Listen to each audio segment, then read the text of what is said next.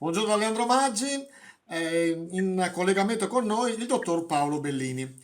Buongiorno dottore, innanzitutto la chiamiamo Buongiorno. perché sappiamo lei essere un imprenditore che opera con la Russia da molti anni, è molto conosciuto, ha anche contatti con ministri e deputati della Duma e volevo appunto chiederle com'è il suo stato d'animo in questo momento difficile sicuramente, ma che problemi sta comportando anche per l'economia dell'Italia e del paese russo? Caro Leandro Maggi, la ringrazio della sua sensibilità innanzitutto. In effetti da oltre 14 anni l'Italia Russian Association opera, vero, nel rapporto con la Russia. Siamo nati, come lei sa, per promuovere il patrimonio immobiliare agli acquirenti russi e poi si è trasformato il sodalizio in una relazione fra imprenditori. Purtroppo la guerra è un disastro ed è la peggiore delle armi diplomatiche, fra virgolette, che si possono utilizzare. La guerra ha bloccato tutto. Già prima della guerra avevamo grossi problemi con il mercato russo dovuto alle sanzioni, dovuto a un diverso atteggiamento. Oggi con questo strumento di morte, di certo, non favoriamo i rapporti, non favoriamo l'economia. Ecco, le notizie che abbiamo sono per il mainstream fondamentalmente dalla parte dell'Ucraina. Lei ha avuto contatti questi giorni con i russi? Come stanno vivendo in Russia, in particolar modo a Mosca? So che lei i contatti li ha direttamente con la capitale. Questo momento. Io dai primi momenti di guerra ho mantenuto i rapporti con il console italiano a Lipex, che è il dottor Vittorio Torrembini, che è il console italiano già e anche presidente degli imprenditori italiani in Russia, per tenermi informato sulle evoluzioni. Fino ai primi bombardamenti tentavamo di sperare che fossero solo minacciati. Poi abbiamo visto che gli eventi posso dire, si sono dimostrati dirompenti. Ho sentito, come lei sa, anche i miei riferimenti alla Duma.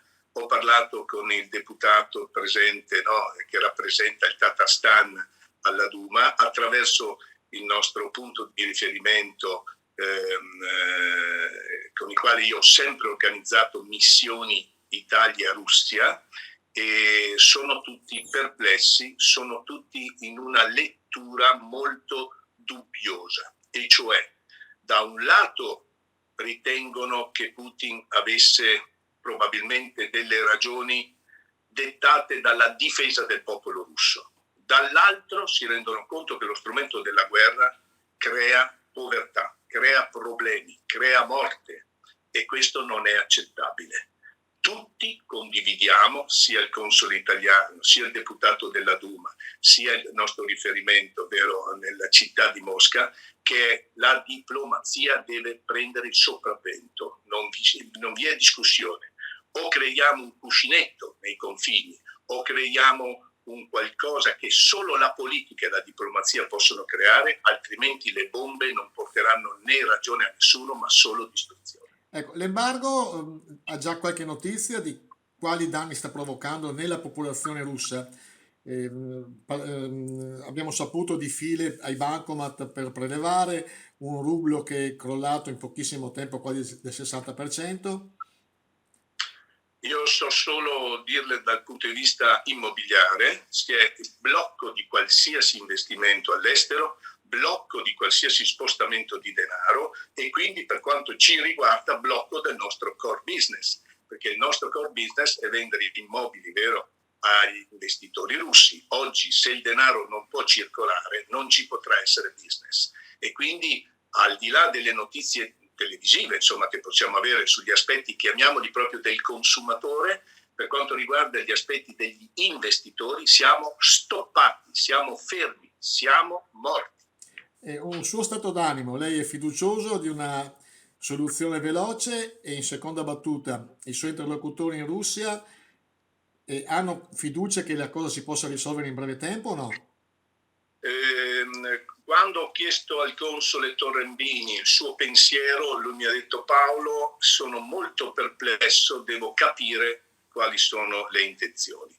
Quindi da quello che ricavo è che si è tutti sbalorditi dalla situazione.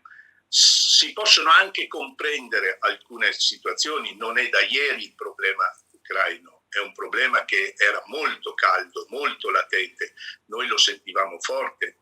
Parlo degli interlocutori, per esempio, di quei partner con i quali io, attraverso un'impresa italiana, ho fatto aprire degli uffici, vero, sia in Crimea sia in Russia, ed erano quasi voluti da Putin e dal sistema governo russo, quelli in Crimea, proprio per mettere le bandiere russe in questi territori. Quindi è da tempo che c'è questo problema. Di certo però la soluzione non può essere questa, ma facciamo in modo che si smetta di sparare e che si vada a parlare. Ragioniamo, troviamo un accordo, cerchiamo di fare un accordo dove per tutti c'è da perdere qualcosa, ma evitiamo di fare delle morti inutili.